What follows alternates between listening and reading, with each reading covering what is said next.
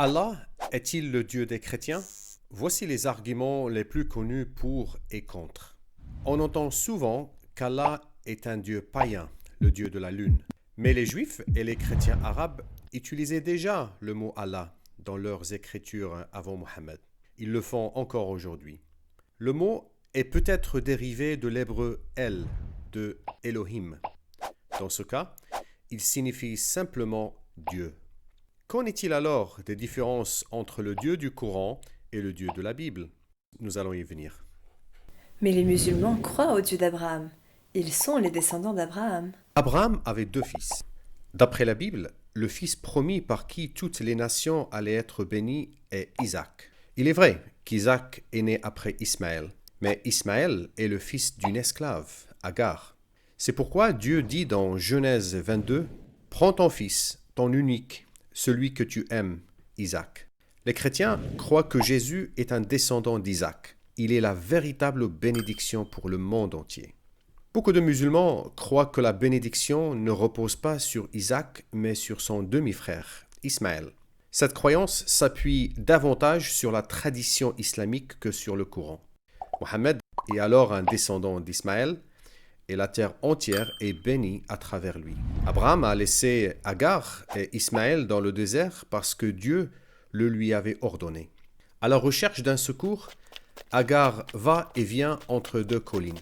À l'endroit où elle a laissé son fils, une source jaillit du sol. C'est ainsi que naît la Mecque. Ainsi le veut la tradition. Encore aujourd'hui, les pèlerins musulmans vont et viennent entre ces deux collines, comme Agar. Comment les musulmans expliquent-ils cette différence entre le Coran et la Bible? Ils croient qu'au cours de l'histoire, avant Mohammed, les Juifs et les chrétiens ont remplacé Isaac par Ismaël dans toutes leurs écritures. Mais ils n'ont aucune preuve. La tradition islamique n'est pas la seule à évoquer la bénédiction d'Ismaël. La Bible en parle aussi. Dieu promet à sa mère Agar, « Tu es enceinte et tu enfanteras un fils, à qui tu donneras le nom d'Ismaël, car Dieu t'a entendu dans ton affliction. Je multiplierai ta postérité, et elle sera si nombreuse qu'on ne pourra la compter. » Dieu promet aux Ismaélites de nombreux descendants. C'est une grande bénédiction. Il avait l'œil sur eux dès le départ.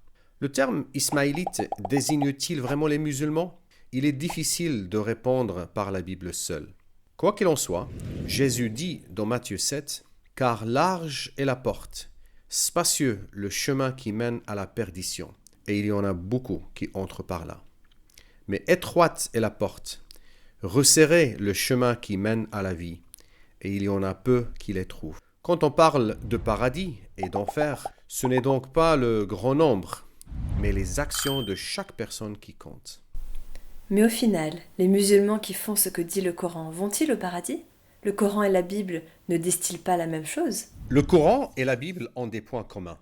Le Coran contient des références à des prophètes, commandements et vertus bibliques. Comme dans la Bible, Allah est décrit comme tout-puissant, saint, omniprésent, omniscient et juge. Il est miséricordieux et juste et il pardonne, bien que les définitions diffèrent. Allah est le créateur, le premier et le dernier, etc. Mais il existe aussi des différences. Le Coran ne décrit pas Dieu comme sauveur, notre Père ou amour. Le Coran ne dit qu'une seule fois que Dieu aime les musulmans. Il est souvent écrit que Dieu hait les injustes et n'aime pas ses ennemis, qui n'aiment que les justes.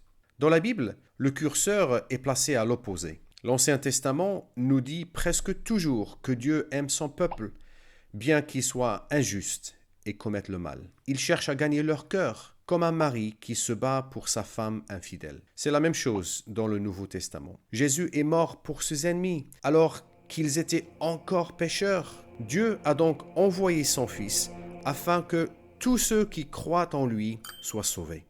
Il nous a promis le salut et il tient toujours ses promesses. La question « Qui est Dieu ? Comment est Dieu ?» est donc résolue. Dieu s'est fait homme. Il n'est pas nécessaire de se focaliser sur les différences. Quel est le plus important dans la foi chrétienne? C'est d'avoir une relation personnelle avec Jésus. Mais le Coran n'évoque que très peu son exemple et ses enseignements. De même pour sa crucifixion et sa résurrection. Pourtant, Sans cela, le pardon, la paix avec Dieu et le paradis sont inaccessibles. De plus, le Coran dit « Et à cause de leurs paroles, nous avons vraiment tué le Christ, Jésus, fils de Marie, le messager d'Allah. Or, ils ne l'ont ni tué ni crucifié. » Sourate 4, 157. Les musulmans croient que Jésus n'a pas vraiment été crucifié. Ce n'était qu'une apparence. Le Nouveau Testament, lui, évoque la mort et la résurrection de Jésus à de nombreuses reprises. Le Coran mentionne donc les histoires de la Bible, mais s'y oppose. Et ainsi de suite.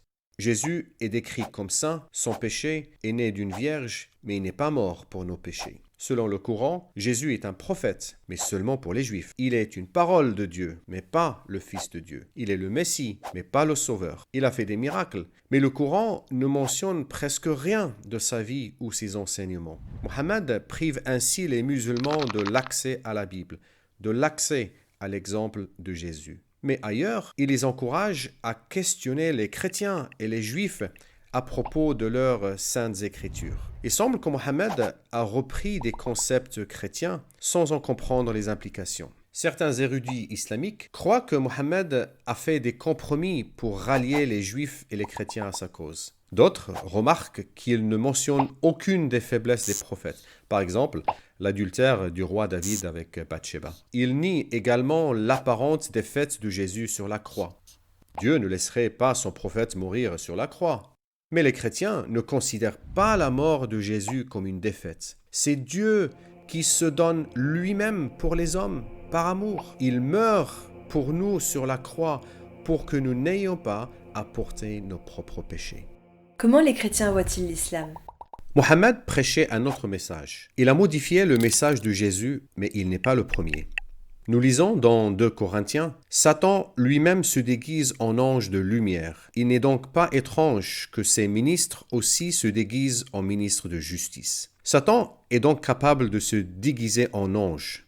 Au début, Mohammed suspectait l'ange qu'il avait visité dans la grotte d'être un djinn, une sorte de mauvais esprit. Plusieurs sources islamiques anciennes l'attestent, même si beaucoup doutent aujourd'hui de leur authenticité. De nombreux chrétiens croient que Mohammed a été trompé par un mauvais esprit lorsqu'il a reçu sa révélation. C'est l'un des arguments les plus cités. C'est dur. La paix est-elle donc possible entre musulmans et chrétiens ? Beaucoup de musulmans veulent simplement servir leur Créateur et sont honnêtes, bienveillants, pacifiques et hospitaliers. Il n'est pas difficile de vivre en paix avec eux. La Bible encourage les chrétiens à poursuivre la paix. Jésus dit « Heureux ceux qui procurent la paix ». Mais cette paix doit permettre à tout homme qui le souhaite de le suivre librement. Jésus laisse à chacun le choix. Notre vie sur terre est une préparation à la vie éternelle. Comment savoir si nous passerons l'éternité au paradis ou en enfer? Comment être en paix et réconcilié avec Dieu? La seule possibilité est d'avoir une relation personnelle avec Jésus. Jésus dit « Je suis le chemin, la vérité et la vie. Nul ne vient au Père que par moi. » Bien sûr, Dieu est le seul à vraiment connaître le cœur d'une personne. Mais si tu dis que l'islam est simplement un autre chemin vers Dieu, tu t'éloignes des paroles de Jésus, même si cette position te vaudra l'approbation de la société. Dieu ne veut pas non plus que nous ne voyions que les points négatifs, les différences. Il a créé tous les hommes à son image, y compris les musulmans. Jésus est mort pour eux aussi. Souvent, notre attitude s'apparente au nationalisme. Nous voulons nous protéger d'eux. Que penses-tu des musulmans? L'important est ce que Dieu pense des musulmans.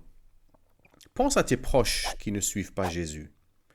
Tu les aimes quand même, non? Pourquoi pas les musulmans? Dieu aime tous les hommes. Toute personne qui refuse de se tourner vers lui l'attriste, qu'elle soit athée ou musulmane. Il veut que tous les chrétiens fassent le bien même à ceux qui les maudissent. C'est la voie royale. Suivre Jésus. Apporter l'amour de Dieu à tout homme, en parole et en action pour qu'ils le suivent à leur tour. Cette vérité s'applique à tous, aux musulmans, aux chrétiens et à toi.